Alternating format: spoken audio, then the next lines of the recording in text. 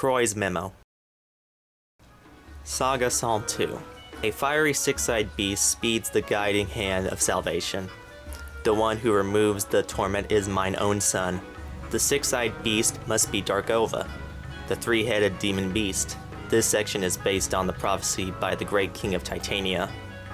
Therefore, the one who removes the torment is my own son is thought to refer to the bloodline of the Titanian royal family. And if the beast feeds on man, then most likely no human can defeat it. It is unthinkable that a non-human would be king of Titania. Unless, of course, he is cursed as we are and is no longer human. Saga Psalm 3. One that threatens the darkness is the shadow of the lost master. Prophecy's second phrase. The unleashed frenzy of death.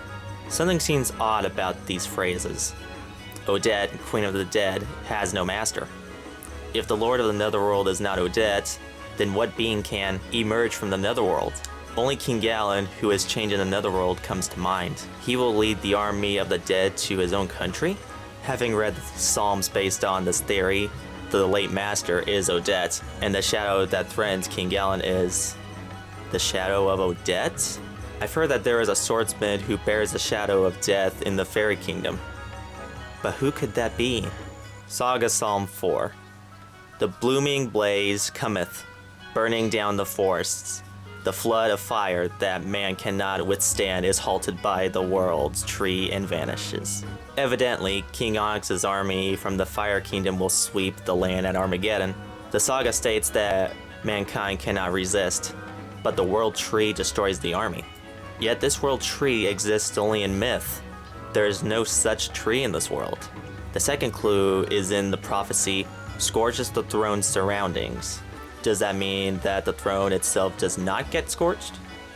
If so, it could be suggesting that the one of the throne is able to face the flames. The cauldron is, of course, the cauldron. When the princess's efforts are in vain, the nightmare repeats and the Armageddon will begin, so our king will trigger it. The blades and arrows are unleashed. The flooding fire cannot be stopped, it can only be changed.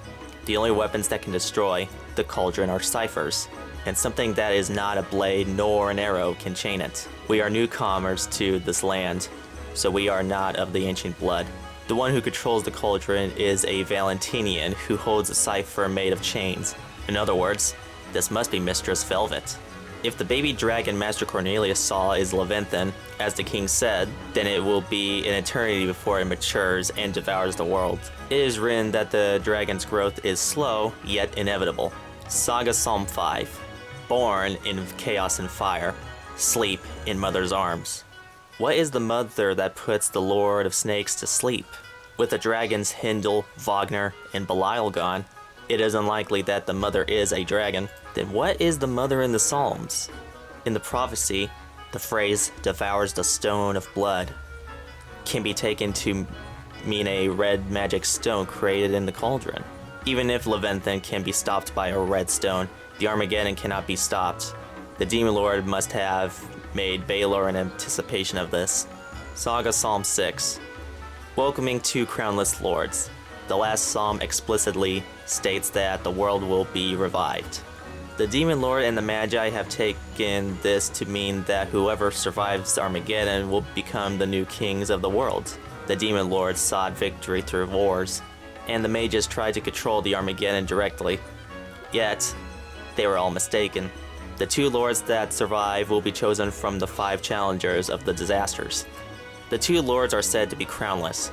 I suspect that lord is not meant to suggest royalty, but something else. Finally, here is the conclusion of my findings. This is conjecture, but from Psalm 5. Life disappears from the land. All comes to an end. One can only imagine a barren world with a tiny population. By crownless lords, could this mean the ancestors of mankind in the new world?